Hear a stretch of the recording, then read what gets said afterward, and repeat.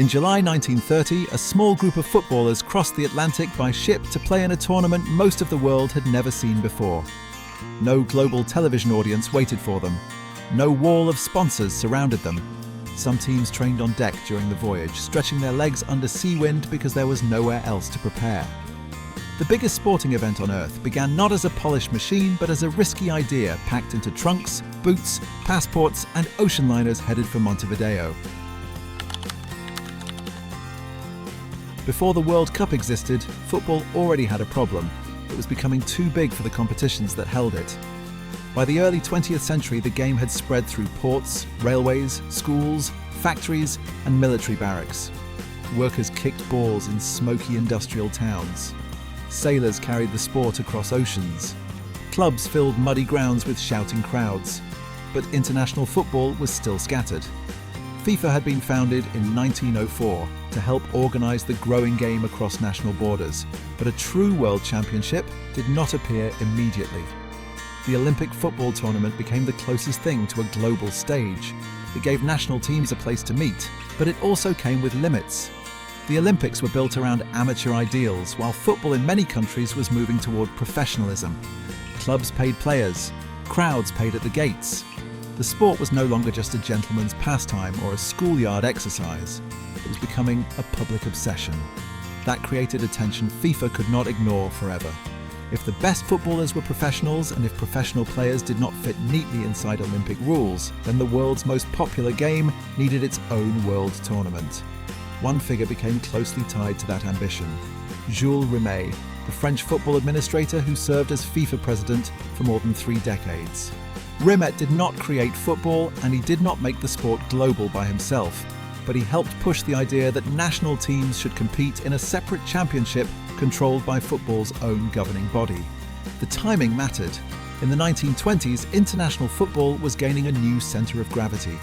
Europe still saw itself as the heart of organised football, but South America was proving something different on the pitch.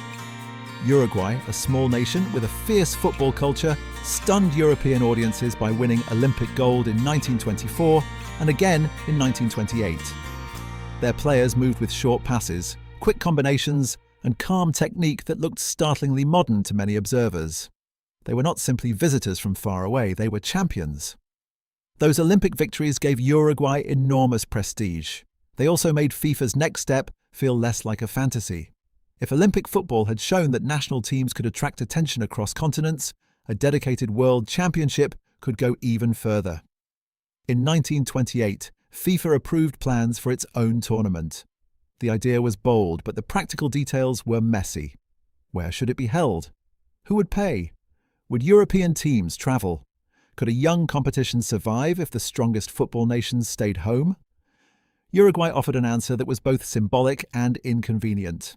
The country was preparing to celebrate the centenary of its first constitution in 1930. It had football glory, national pride, and a willingness to build around the event. Montevideo would host.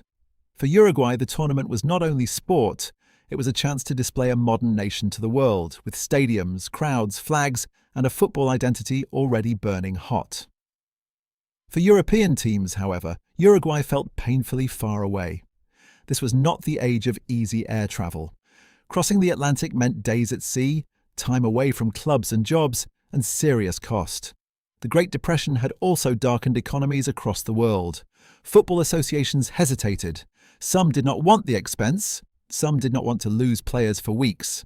Some may have doubted whether this new tournament was worth the trouble at all. So the first World Cup nearly began with a missing continent. Eventually, a few European teams agreed to make the journey. France, Belgium, Romania, and Yugoslavia crossed the ocean to join teams from the Americas. There were no qualifying tournaments like the ones known today.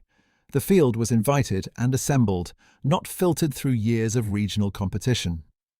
13 teams took part, a number that now feels tiny compared with the massive modern World Cup, but every one of them carried something important.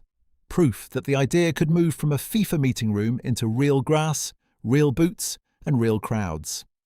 Montevideo in 1930 did not look like the global sports capitals of today. It was a city of port air, broad avenues, political ceremony, and football fever.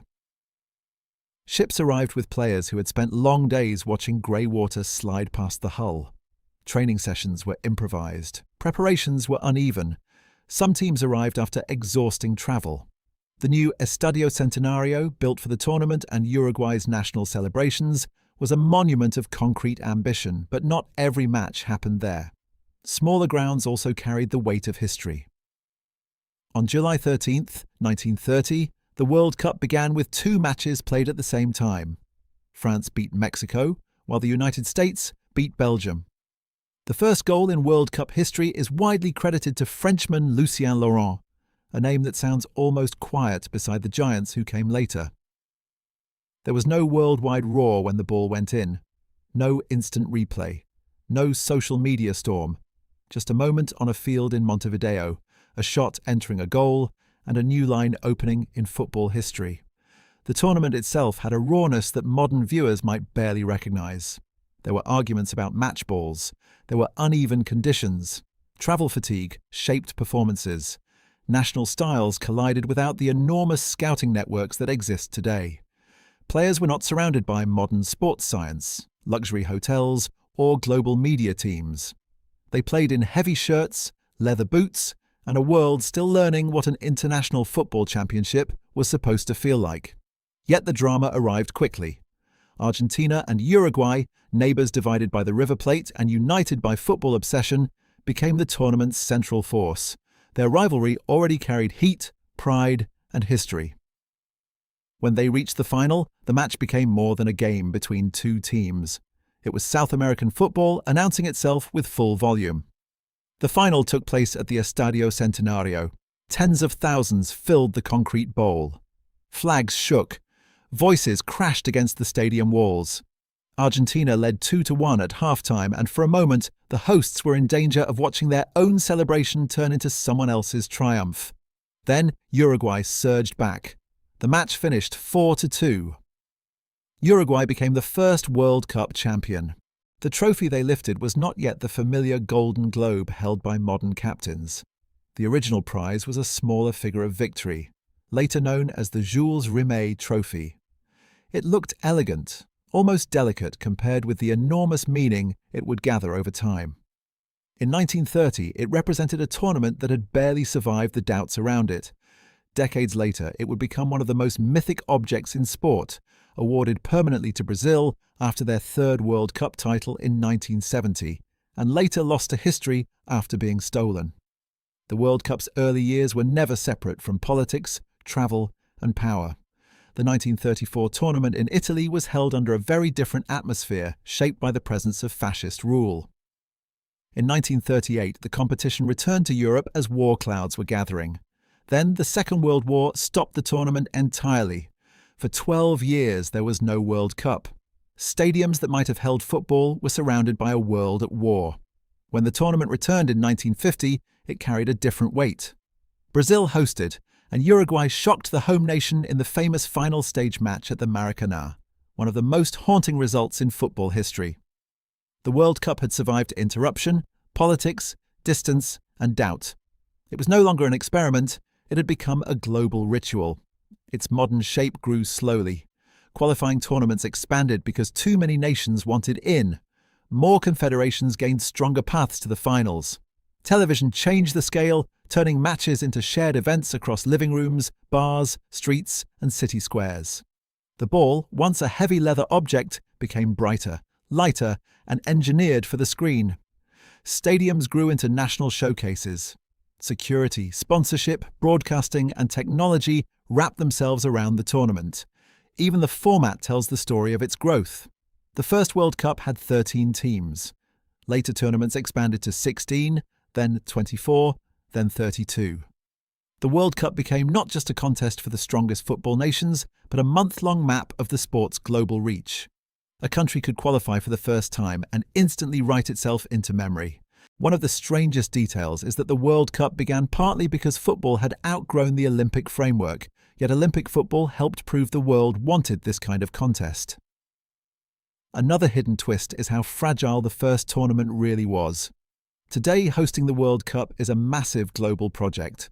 In 1930, the new competition depended on persuasion, ships, national pride, and a handful of teams willing to cross an ocean for an untested idea. The World Cup was born before it looked inevitable. It began with uncertainty, amateur arguments, professional footballers, Olympic shadows, South American brilliance, and a stadium in Montevideo filled with noise. What now feels like a permanent part of world culture started as a gamble, that football did not need to belong to one continent,